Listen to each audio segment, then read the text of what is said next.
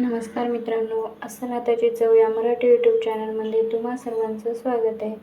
तर आजची व्हिडिओ घेऊन आली मी आपल्या रोजचे सगळ्यांच्याच आवडीचे कांदा पोहे. कांदा पोहे हे सगळ्यांनाच आवडतात आणि आपल्या घराघरात हे रोजचाच नाश्ता असतो. तर हे एकदम मऊ आणि लुसलुशीत होण्यासाठी हा व्हिडिओ तुम्ही नक्की शेवटपर्यंत बघा. तर चला रेसिपीला सुरुवात करूया. यासाठी मी 1 बाउल एवढे पोहे घेतलेले आहे. पोहे आधीच स्वच्छ करून घेतलेले आहे. आता एका मोठ्या बाउलमध्ये टाकून हे 1 वेळा पाण्याने स्वच्छ धुवून घ्यायचे.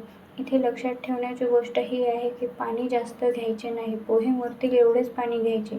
जास्त पाणी घेतले तर पोहे चिकट होतात. आता हे छान एकदम कोरडे करून घ्यायचे आहेत. व सगळ्यात महत्त्वाची गोष्ट की याला 5 मिनिटे झाकून ठेवायचे आहे. पोहे झाकूनच ठेवायचे आहेत, तसेच सोडायचे नाही आहेत, नाहीतर ते चिकट होतात.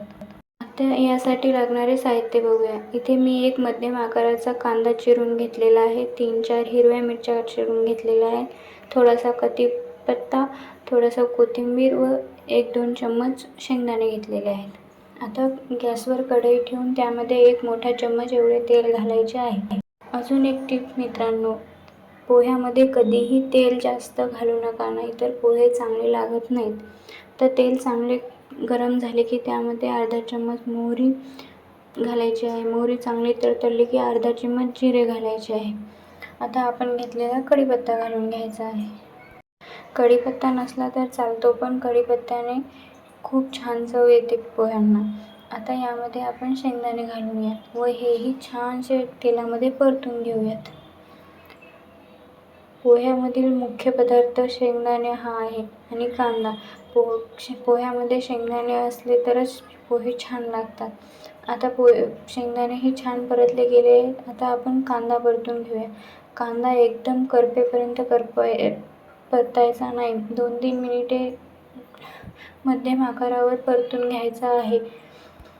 कांद्याचा वास जाईपर्यंतच कांदा परतून घ्यायचा, म्हणजे पोह्यामध्ये कांदा छान लागतो. कुठल्याही रेसिपीमध्ये कांदा जास्त नाही कधीच परतायचा. तो हलकासा लाल किंवा सोनेरी रंग होईपर्यंतच परतून घ्यायचा. आता कांदाही छान परतला गेला आहे. आता यामध्ये आपण मिरची घालून घेऊया व तीही 1-2 मिनिटे चांगली परतूयात. आता हे सर्व पदार्थ आपले चांगले परतून झाले आहेत. आता यामध्ये पाऊण चमचा एवढी हळद घालायची आहे व चवीनुसार मीठ घालायचे आहे. मीठ आणि मिरची तुम्ही तुमच्या तिखटानुसार आणि चवीनुसारच घाला. आता हेही चांगले मिक्स करून घ्यायचे आहे.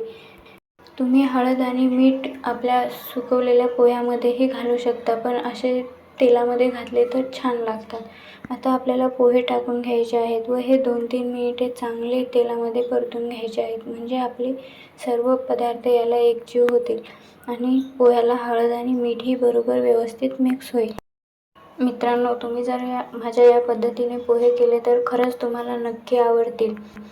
हे खायलाही खमंग लागतात आणि एकदम आपण जसे नाश्ता सेंटरवर बनवतो तसेच मऊ आणि लुसलुशीत होतात. तुम्ही जर 2-3 तास ठेवले तरीही पोहे एकदम मऊसूत राहतील. तर तुम्ही ही रेसिपी एकदा नक्की ट्राय करा आणि चॅनलवरील इतरही रेसिपी नक्की बघा आणि ट्राय करा. आता यामध्ये थोडीशी साखर घालायची. मित्रांनो, पोह्यामध्ये साखर नेहमी घालत जा, यामुळेही पोह्यांना छान अशी चव येते. तर आता हेही चांगले व्यवस्थित मिक्स करून घ्यायचे आहे. आता हे सगळे व्यवस्थित मिक्स झाले. आता याला 2-3 मिनिट वाफवून घ्यायचे आहेत. बघू शकता पोहे छान असे तयार झालेले आहेत. मित्रांनो, माझ्या चॅनलवरील साध्या आणि सोप्या रेसिपी तुम्हाला कशा वाटतात आणि तुम्ही त्या कुठून बघता हे नक्की कमेंट करून सांगत जा, म्हणजे मलाही छान वाटेल. तुम्हाला अशाच घरगुती आणि चवदार साध्या सोप्या रेसिपी बघायच्या असतील तर अस्सल हाताची चव या मराठी चॅनलला नक्की सबस्क्राईब करा. इथे तुम्हाला अशाच नवनवीन आणि साध्या सोप्या रेसिपी बघायला भेटत जातील. व्हिडिओ आवडला असेल तर एक लाईक, शेअर, कमेंट नक्की करा आणि नवीन असाल तर चॅनलला नक्की सबस्क्राईब करा. धन्यवाद.